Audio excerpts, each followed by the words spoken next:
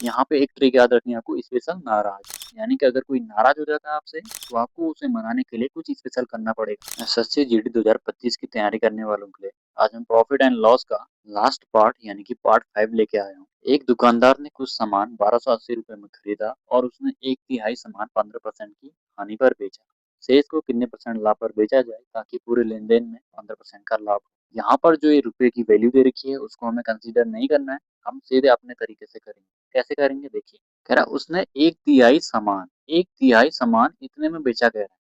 कहने का मतलब क्या है, नीचे का कभी भी टोटल होता है और ऊपर का कंजम्पशन होता है, इनकी हमने कितना यूज कर लिया। अब देखो क्या कह रहा है, एक तिहाई सामान 15 की हानि, एक तिहाई जो है ना उसने 15 की हानि पर बेचा है, इनकी माइनस लगा दो आगे। अब शेष को कितने लाभ पर बेचा जाए, प्लस शेष कितना बचा, तीन टोटल है उसमें से एक यूज हो चुका है, कितना बचा, 2/3 बचा होगा। इसको मैं एक्स परसेंट के प्रॉफिट या प्रॉफिट परसेंट ही लिख देता हूँ पर बेचा जाए ताकि पूरे लेन देन में 15% का लाभ हो, यानी कि 15% का लाभ हो। दैट्स इट, सॉल्व करो, आंसर लाओ। समझाने में इतना टाइम लग रहा है, अदरवाइज मैं इसको विद इन अ सेकेंड निपटा देता। अब देखो यहाँ पे क्या आएगा, -15/3 प्लस 2/3 प्रॉफिट बराबर 15। जब कभी भी नीचे बेस सेम होता है तो ये कॉमन आ जाता है, 3 -15 प्लस 2p बराबर 15। अब देखो बेसिक मैथ है, ये 3 नीचे है तो ये ऊपर चले जाएगा, 15 या 45, माइनस का 15 प्लस का 2p बराबर 45। मैं इसको मन ही मन में कर सकता हूँ लेकिन ये आपको समझाना पड़ रहा है इसलिए मेरा टाइम लग रहा है। यहाँ पे 2p की वैल्यू कितने आ गई, 45 में 15 जोड़ दो 60, यानी कि p की वैल्यू प्रॉफिट मेरा 30% रहा होगा। अगला कॉन्सेप्ट वेरी वेरी इंपॉर्टेंट, जितने भी टोटल रुपये हैं उसको कितना खरीदे इसे डिवाइड कर दूं तो मेरा कॉस्ट प्राइस या सेलिंग प्राइस कोई भी निकल सकता है। क्वेश्चन से समझते हैं और ज्यादा क्लियर हो। कह रहा एक विक्रेता 10 रुपए में 15 वस्तुएं खरीदता है और 10 वस्तुएं 15 रुपए में बेचता है। विक्रेता द्वारा अर्जित लाभ परसेंट, यानी कि उसे प्रॉफिट कितने का हो। देखो मैंने क्या कहा था, रुपये ऊपर रुपये आता है और नीचे आता है कितने खरीदे हमने, 15 खरीदे। ये मेरा क्या निकल गया, सीपी निकल गया। सीपी या एसपी निकलता है कहा था मैंने, सीपी या एसपी, ठीक है। मुझे सीपी भी चाहिए, यहाँ पे एसपी भी चाहिए, तो सीपी ले लिया मैंने। तभी तो मुझे प्रॉफिट या लॉस का पता लगेगा। 10 वस्तुएं 15 रुपए में, रुपये ऊपर रखो और वस्तुएं नीचे रखो, ये एसपी आ गया। अब सीपी एसपी का रेशियो निकाल लेते हैं, देखो कैसे निकलेगा, सीपी एसपी। अगर ये ऐसे होगा ना, इसको हम दो तरीके से कर सकते हैं, या तो एलसीएम से या फिर इससे क्रॉस मल्टीप्लीकेशन से। 10 × 10 कर दो, 15 × 15 कर दो, 100, 15 × 15 225। 100 की चीज को मैं 225 में बेच रहा हूँ तो मुझे सीधे दिख रहा है कि ये मुझे 125% का प्रॉफिट हो रहा है। लेकिन कर देते हैं आपके लिए, 100 से 225 यानी कि 125 का प्रॉफिट हो रहा है कितने पर, 100 पर, इंटू 100। कट गया 100 से 100, 125% आ गया। लेकिन मैं यहाँ पे क्या कर रहा था, दूसरा मेथड, यहाँ पे हम एलसीएम से भी कर सकते थे। 15 और 10 का एलसीएम लेते, 30 आता, यहाँ भी 30 से गुणा करते, यहाँ भी 30 से गुणा करते, 15 दूना 30, यहाँ पर 20, सीपी की वैल्यू 20 आ जाती और यहाँ पर क्या होता, यहाँ पर 45 आ जाता। कॉस्ट प्राइस है मेरा 20 और सेलिंग प्राइस है 45, यानी कि प्रॉफिट कितने का हुआ, 25 रुपए का। कितने पर, 20 पर, इंटू 100, 20 पंचे 100, 25 पंचे 125, उससे भी आंसर सेम ही आया। अगला concept very very important concept, इसमें मैं अपना शॉर्ट ट्रिक बताऊंगा आपको, इसको याद करने का। इस फॉर्मूला को आपको याद नहीं करना है, इसको मैं ऐसी ट्रिक बताऊंगा जिससे आप अपने माइंड में हमेशा रख पाओ। इसका ट्रिक क्या है, जब कोई बंदा नाराज होता है तो उसको मनाने के लिए हमें स्पेशल काम करना पड़ता है, कुछ अनोखा काम करना पड़ता है, तो वही याद रखना है, स्पेशल नाराज। स्पेशल यानी कि एसपी सेलिंग प्राइस, ना से number of article, R S यानी कि रुपया। ये फॉर्मूला है, इससे पहले याद मत कीजिए, पहले इसे कीजिए, क्योंकि यहाँ एसपी एसपी दोनों साइड एसपी लिखा है मैंने। लेकिन यहाँ पे क्या होता है देखो, आर एस सेम है, आर एस सेम है, एन एन सेम है, एन एन सेम है। एसपी और सीपी का हम पता कैसे करते हैं, क्वेश्चन से पता लगता है। जैसे यहाँ पे लिखा है ना, 1 रुपये में 2 वस्तुएं खरीदी जाती है, तो यहाँ पे सीपी आएगा। एसपी वाला याद करो, ये अपने आप याद हो जाएगा। तो क्वेश्चन से समझते हैं और ज्यादा क्लियर होगा। यहाँ पे एक ट्रिक याद रखनी है आपको, स्पेशल नाराज, यानी कि अगर कोई नाराज हो जाता है आपसे तो आपको उसे मनाने के लिए कुछ स्पेशल करना पड़ेगा। इससे आप अपनी रियल लाइफ से कनेक्ट कर सकते हैं और आपको इजीली याद हो जाएगा। चलिए क्वेश्चन से समझते हैं। यदि 1 रुपये में 2 वस्तुएं खरीदी जाती है, 20% का लाभ प्राप्त करने के लिए 5 रुपए में कितनी वस्तुएं बेची जाएगी। देखो कैसे होगा, अब खरीदी जाती है कह रहा है, यहाँ पे सीपी भी इन्वॉल्व हो जाएगा। सीपी इन्वॉल्व कैसे होगा देखो, 1 रुपये में, यानी कि आरएस की वैल्यू तो नीचे आई, 1 रुपये में 2 वस्तुएं खरीदी जाती हैं, 2 वस्तुएं खरीदी जा रही है, 20% का प्रॉफिट, यानी कि 100 की चीज को मैं 120 में बेच रहा हूँ, यहाँ पे 100 आएगा, सीपी है ना क्योंकि, बराबर 5 रुपए में कितनी वस्तुएं बेची जाएगी कि 20% का प्रॉफिट हो, कितनी वस्तुएं बेची जाएगी एक्स, और यहाँ पर 100 की चीज को मैं कितने में बेच रहा हूँ, 120 में बेच रहा हूँ। दैट्स इट, सॉल्व करो आंसर पाओ। 24 पंचे 120 होता है, यहाँ पे 24 आ गया, और ये 2 से कट गया 12 बार, ये 100/12 आ गया, 100/12, 4 से काटो 25/3, 3 × 8 = 24, एक बचा 8.34 समथिंग। नेक्स्ट क्वेश्चन, इसमें लगेगा स्पेशल नाराज वाला फॉर्मूला।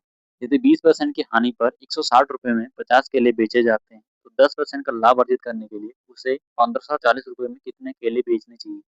बेचे जाते हैं यानी कि स्पेशल स्पेशल, नाराज नाराज, यानी कि स्पेशल वाला ही लग रहा है, यहाँ पे एसपी एसपी वाला ही लग रहा है, तो फॉर्मूला लगा दो स्पेशल नाराज वाला। स्पेशल नाराज यानी कि SP1 × NRS, first SP2 × N/RS2, special नाराज N1 N2। वैल्यू रखो आंसर पाओ। 20% की हानि पर 160 रुपए में 50 केले बेचे जाते हैं, कितने रुपए में, 160 रुपए में, कितने केले, 50 केले। 20 की हानि कह रहा है, 20 की हानि जब होती है यानी कि 100 की चीज को हम 80 में बेच रहे हैं, 80 आ गई मेरी सेलिंग प्राइस की वैल्यू, बराबर, फिर क्या कह रहा है, 10% का लाभ अर्जित करने के लिए उसे इतने रुपए में कितने केले बेचने चाहिए, कितने रुपए में, 1540 रुपए में, कितने केले बेचने चाहिए, एन केले बेचने चाहिए 10% का लाभ अर्जित करने के लिए, यानी कि 100 की चीज को 110 में बेचूंगा, 110, काटा पीटी करो आंसर लाओ। एक जीरो से एक जीरो कटा, 11 एकम 11, 11 को 44, ये 14 यहाँ गुणा हो जाएगा, एक जीरो से एक जीरो कटा, 16 पंचे 80, 5 × 5 = 25, 25 × 14, 25 × 14, 25 सतह होता है 175, 175 का दुगना, 175 का दुगना यानी कि 150 का दुगना होता है 300, 300 में 50 यानी कि 350, 350 मेरा फाइनल आंसर आ गया। आज की क्लास का आखिरी क्वेश्चन, ए ने 5400 रुपए में एक वस्तु खरीदी और उसे 30% की हानि पर बेचा, उस रुपए से उसने एक वस्तु खरीदी और उसे 60% के लाभ पर बेचा, उसका कुल लाभ या हानि परसेंट। ए ने 5400 रुपए में एक वस्तु खरीदी, यानी कि 5400 जो होगा मेरा वो सीपी की वैल्यू की 100 की वैल्यू होगी, इंटू 30 की हानि हुई यानी कि 70, ये मेरा आ गया एसपी। काटो से, 2 जीरो से 2 जीरो कट, 7 को 28, 7 में से 35 में 2 37, 3780 मेरा सेलिंग प्राइस आ गया। अब कह रहा है इसी पैसे से उसने एक वस्तु खरीदी, इसी से खरीदी होगी और उसे 60 के लाभ पर बेचा। 3780 जो है वो 100 की वैल्यू है, खरीद दी उसने, इंटू 60 के लाभ पर बेचा 160, 2 जीरो 2 जीरो, 16 अठे 128 की 8 हासिल 12, 16 सतह 112, 112 बार 124, 4 इनकी बार अभी भी हासिल रहा, 16 38, 38 में बार 60।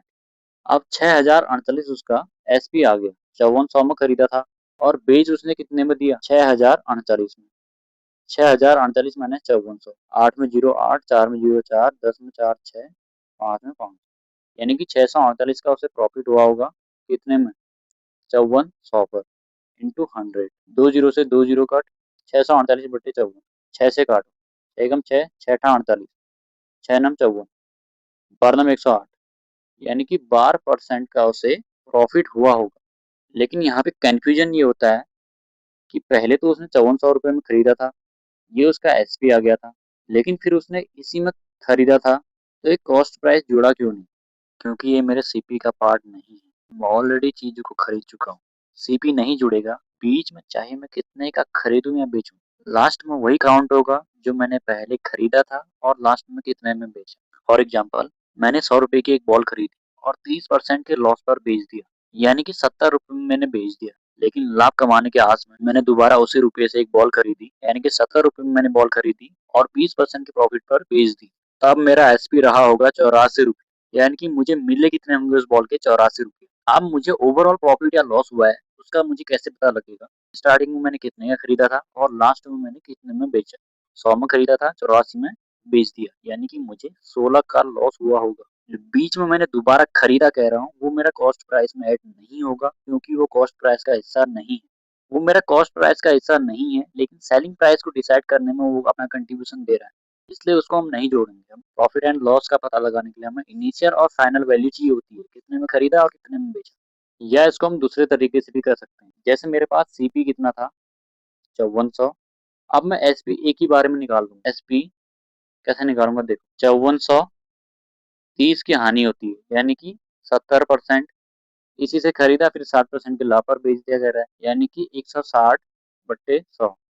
ये मेरा एसपी निकल जाएगा। 20 से 20 कट, 20 से 20 कट, 112 गुणा 54, 4 दूना 8, 4 एकम 4, 4 एकम 4, 5 दूना 10, 5 एकम 5 एक 6, 5 एकम 5, 8, 4, 10, 6, 6038।